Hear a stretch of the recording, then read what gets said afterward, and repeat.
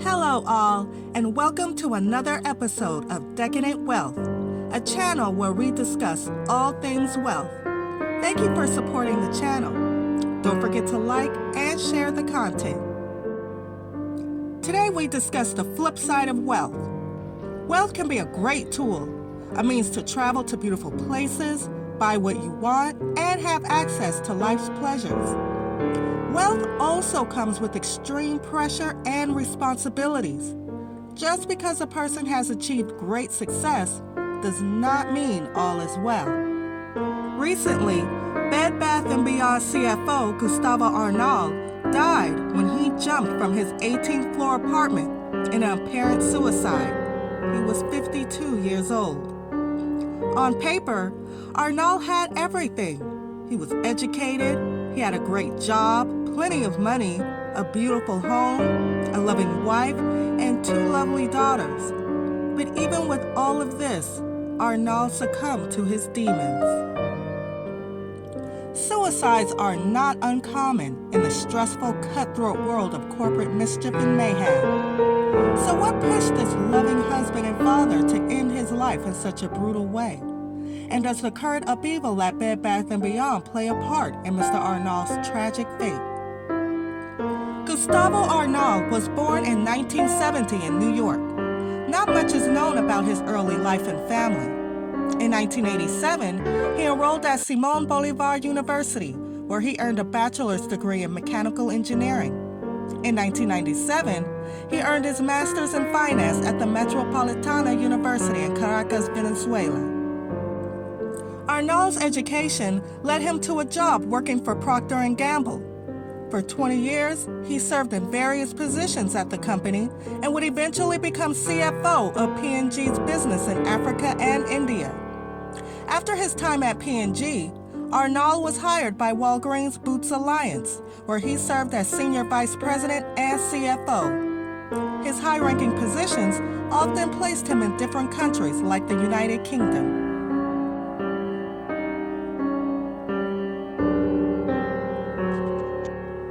Bed Bath & Beyond is an American chain of retail stores that specializes in domestic merchandise and home goods. It was founded in Springfield, New Jersey in 1971 by Warren Eisenberg and Leonard Feinstein. The company went public in 1992, and by 1999, Bed Bath & Beyond reached $1 billion in annual sales. At its peak, Bed Bath & Beyond and its subsidiaries operated over 1,500 stores throughout the U.S., D.C., Puerto Rico, and Canada. Bed Bath & Beyond was counted as a Fortune 500 company and was a member of the Forbes Global 2000. But despite these successes, Bed Bath & Beyond was poorly managed, with vanity projects, led by the founder's heirs, draining the company's resources. By 2019, Bed Bath & Beyond was in serious trouble. The CEO, Stephen Tamaris, was fired, and the company began the process of restructuring that saw the closing of more than 200 stores and a 20% reduction in the workforce. By April of 2020, the stock was trading at an abysmal $3.94 a share.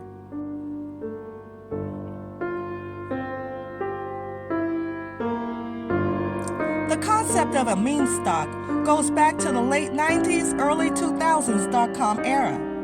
With the rise of the internet and the prevalence of online chat rooms, day traders had a place to convene and discuss stocks. The only problem was that many of the .com companies that were pumped by these traders would eventually crash and burn. A meme stock is a company that gains a cult-like following on the internet through social media platforms like Reddit, Twitter, and Facebook. These online communities create hype around a stock, and that hype can influence share prices. As a result, the companies become overvalued despite the glaring evidence that the company is swimming in a sea of red ink. More people put their money in, relying on an arbitrary stock price in which they will sell and make a ton of money. The problem is that the stock would never hit this plateau because the largest holders, knowing the perfect time to dump, would sell off the stock, causing it to crash. Notable examples of this are Hertz, AMC, and GameStop.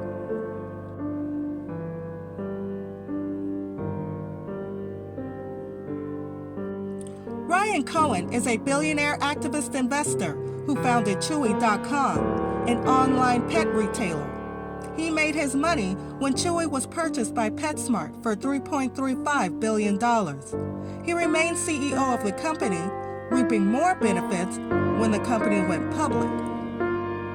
In April of 2021, Cohen led the charge in ousting Bed Bath & Beyond CEO Tamaris when Cohen's RC Ventures purchased 7 million shares of Bed Bath & Beyond stock, effectively firing several Bed Bath & Beyond executives and replacing them with Chewy executives. Arnal was brought in as the company's CFO. If the name Ryan Cohen sounds familiar, it's because he was also involved in the pumping of another meme stock, GameStop, where he is currently the chairman. Cohen, Arnal, and other cohorts purchased a large number of call options.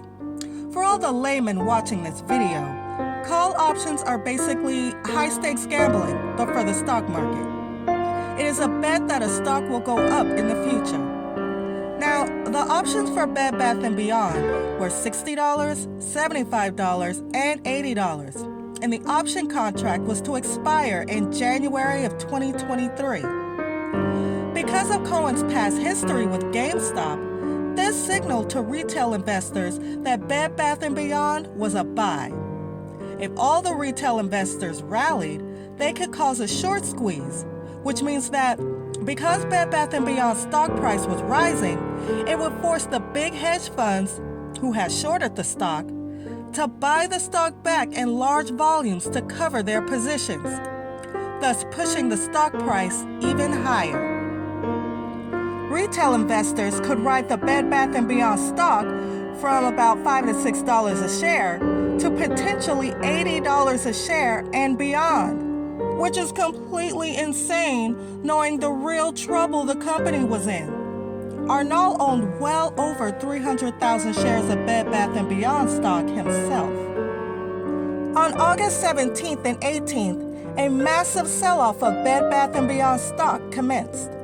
Well short of its January 2023 options contract and drastically below the call option price, Arnal sold over 55,000 shares of Bed Bath & Beyond stock, worth an estimated $1.2 to $1.4 million. He still owned about 255,000 shares. A 20-year-old college student named Jake Freeman, who had somehow managed to raise $25 million to invest in Bed Bath & Beyond stock, sold his position in the company for an astounding $100 million. And Ryan, the man to whom so many in the meme stock community had pinned their hopes and massive payday dreams, sold his entire position, including all call options, for an estimated $68 million. Bed Bath & Beyond stock, which reached a peak of about $23, had crashed to $8 a share, losing over 65% of its value. On August 23, 2022, a civil class action lawsuit was filed in Washington, D.C. against Ryan Cohen, Gustavo Arnal, and other Bed Bath & Beyond executives for allegedly artificially inflating the stock price. On Friday, September 2nd, a little over a week after the suit was filed, Arnal opened the window of his plush Tribeca apartment and with no warning, no suicide note, and with his wife in the next room, he jumped to his death.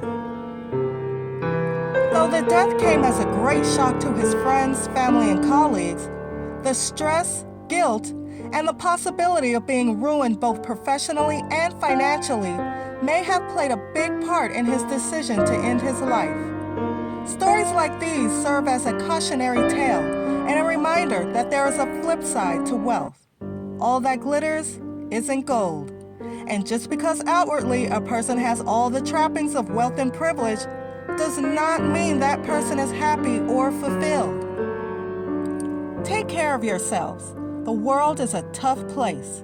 If you or a loved one or anyone you know is experiencing suicidal ideation, please seek help. As always, be safe, be wealthy, and join me next time for another episode of Decadent Wealth.